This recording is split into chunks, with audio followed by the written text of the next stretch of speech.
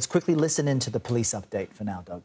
Well, listen, I walked through this event, and we know that the majority, 99% of the individuals at this event are good people who wanted to have a good time. And once again, we have young people engaging in gunfire who just really destroyed the sanctity of what happened. There was a gentleman who I was walking by said, you know, we have to learn how to love each other, and he was really frustrated. One thing I do know, the mayor was on location, as many of you saw, to come down here not just to support us, but to also support the community. She is actively engaged now in reaching out to our Islamic community to make sure that they have all the supports they have. Immediately after this incident, I contacted her as well, and we were able to bring support services. So we do have support services at our recovery center over here at the Claire Muhammad school, to be able to have trauma services there. But the mayor, clearly has sent her message to the community, how important it is for her to be on location, and she knows that we're here to support them. We would ask, though, at this time, that anyone has any information that they would call 215-686-TIPS or call our homicide division.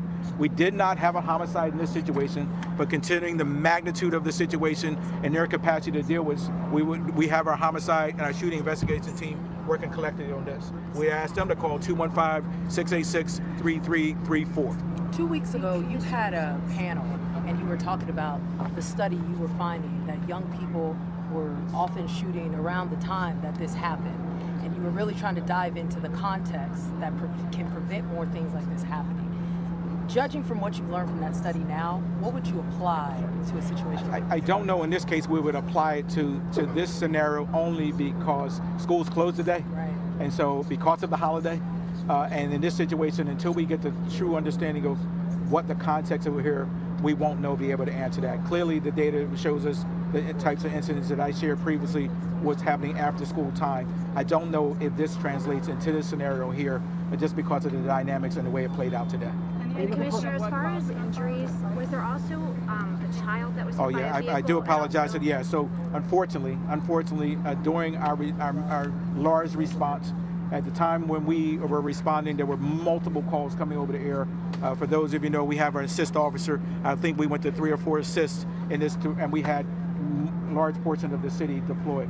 Unfortunately, during this incident, one of our patrol wagons struck a young child, and she recovered a fractured leg in that scenario. And clearly, we send our prayers out to her and her family. That is not our intended purpose, and we will make sure we'll be following up with her and her family to let them know that. And we also heard reports somebody had a heart attack, that maybe that was running during the commotion. I don't know. I mean, it is one of the most traumatic situations. I was able to take a quick glimpse of the film, and just to see the mass of people running away from the park. Clearly, I'm sure there may have been some kind of underlying medical issues that may have resulted from that, but we have no information at this point that anyone suffered a heart attack that was transported from here by us or rescued to the hospital. Commissioner, do you have anything like that? We have no information on the car involved at this point. Commissioner, do you have any message for parents if these young people were involved in a shooting, minors? Is there any message to parents looking after kids who are wrapped up in things like that? Well, listen, I've made this message multiple times about parent engagement and their responsibility in all of this.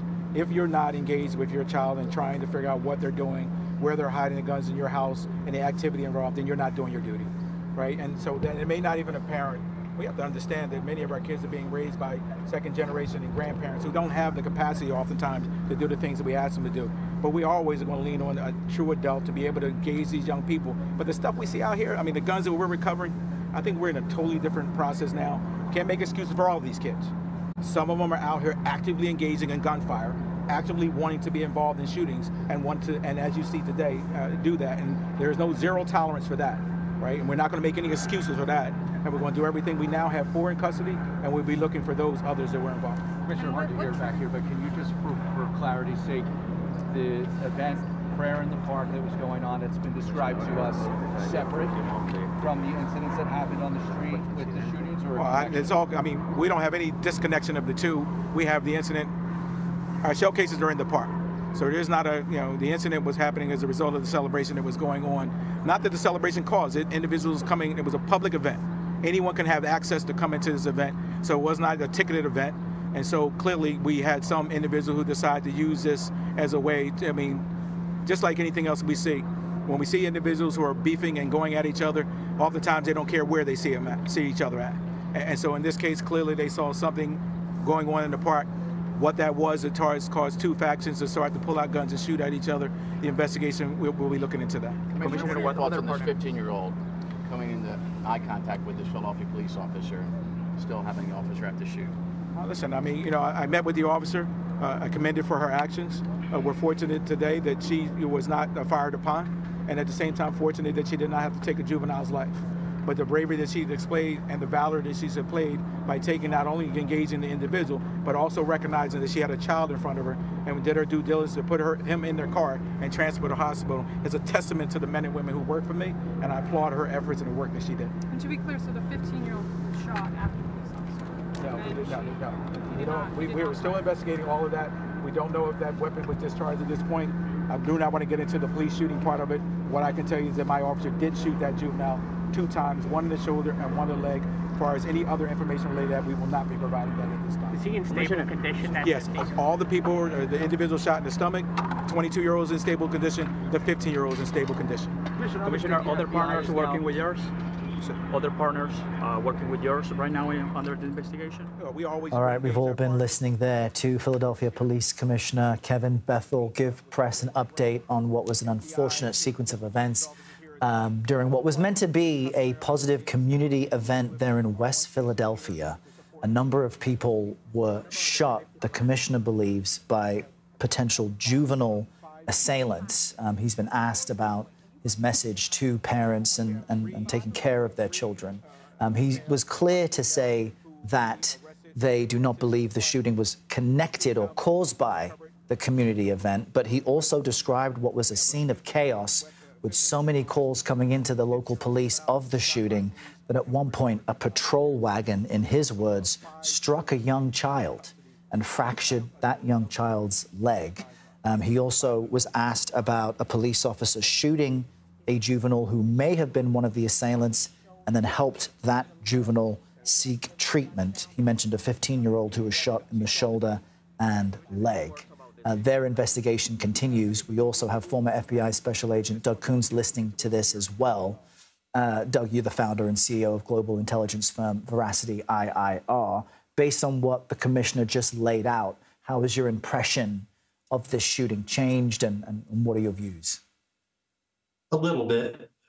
We kept hearing young people, they don't think it was related to the event, but they haven't ruled it out, talking about responsibility of parents in these situations. So sounds like it was a lot of chaos early on. Like you said, a child was hit by a police car responding to the scene, but they've got 4 suspects in custody. Nobody dead is good news.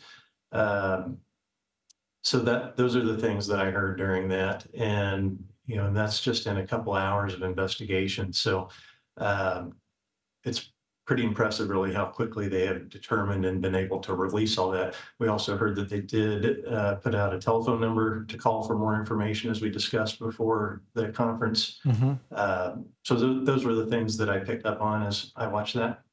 And again, all of this just happened within the past 2 hours now. So this is a breaking story as we try to gather as much of the confirmed information as possible as they explore this possibility that it was a juvenile. Can you help us understand that moment for a police officer in which they're trying to secure an area, they see a young person with a gun who may have shot others, and they make a decision to shoot, but then make a decision to get that juvenile treatment? That's always tough, these shoot-don't-shoot situations. So many people have guns in this day and age. You don't know if that's one of the suspects or if that's somebody that has pulled out their gun to defend themselves if necessary, especially if it's a child. And when you're the law enforcement officer responding, you don't have the luxury of time to sort that all out. You've got a person standing there with a gun. You have to make up your mind in a split second based on all of the information that you have just taken in. Without being there, it's hard to speculate on, what happened and why that officer chose to engage. But usually you're given a warning to drop the gun, and if it doesn't happen right away, it's probably going to be bad news for that person. It does speak to the split-second decision police officers have to make on a regular basis, and also the importance of of very strong training. As we, before we heard what the police commissioner had to say, I was sharing with you how jarring it is to see so many families, especially young children, experience and grow up in a world where shootings, mass shootings happen in public places. This was a joyful community event, as far as we know, before younger assailants came in and opened fire. Where are you on the notion of celebrating in public with a lot of people around? Are you comfortable with going to large events, or is your calculation, even as a former FBI, special agent, has it changed in recent years and months? I would say it's changed along with everybody. Was probably a little more vigilant than the average person at these things, knowing that it can happen anytime, anywhere. You kind of have to have your head on a swivel. You have to look around and see where your potential threats are.